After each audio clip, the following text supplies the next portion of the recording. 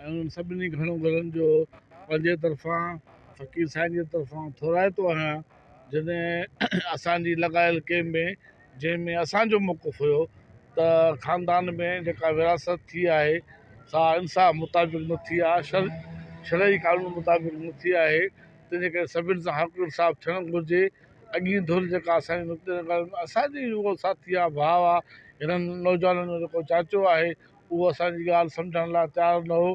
असां इन करे जेको आहे धरणो हयोसीं त हुनखे इन ॻाल्हि ते अमल न कजे त किथे किन दोस्तनि वटि गॾिजी सॼी वेहिजे ऐं वेही हिन मसइले खे भाइरी नमूने सां इंसाफ़ सां शरई लिहाज़ सां जेको आहे त निबेड़िजे।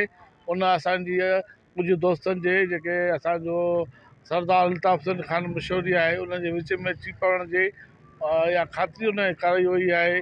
जीअं असांखे अची ख़ातिरी कराई त 10 तारीख़ 10 अप्रैल ते हिते ई साॻियो जेको आहे सॻियुनि में ऐं हिते उताक में ऐं वेही फ़ैसिलो कंदासीं। उन मुताबिक़ जेका बि शरई इंसाफ़ वारी जेका ॻाल्हि हूंदी उहा सभिनि जी ॿुधी वेंदी ऐं उन ते अमल दरामद कयो वेंदो। ओसि ताईं का बि धुर हिक ॿिए जे ख़िलाफ़ु अणवणंदड़ जेके लफ़्ज़ आहिनि उहे इस्तेमालु फेसबुक ते या जेको आहे मीडिया में इस्तेमालु न कंदा।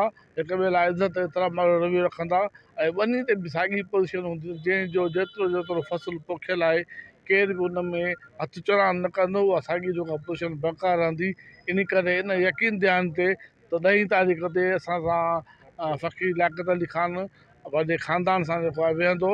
कुझु ओसे पासे जा चङा घण घोड़ा सभिनी गॾियल सलाह सां दोस्त बि वेहंदा त जीअं इन ख़ानदानी मसइले खे जंहिंमें जेको आहे धुर हिक जो मौक़ुफ़ खणनि अणबराबरी थी आहे उहा बराबरी में तब्दील थींदी। गॾियल सलाह सां गॾियल हिक ॿिए खे इज़त ॾींदे जेको आहे उहो मसइलो हल थींदो। इन करे अॼु असां धरणो इन ॻाल्हि ते ख़तमु कयो आहे त 10 अप्रैल ते फ़क़ीर लियाक़त अली ख़ान पंहिंजे ख़ानदान सां वेही करे इन मसइले खे हल कंदो।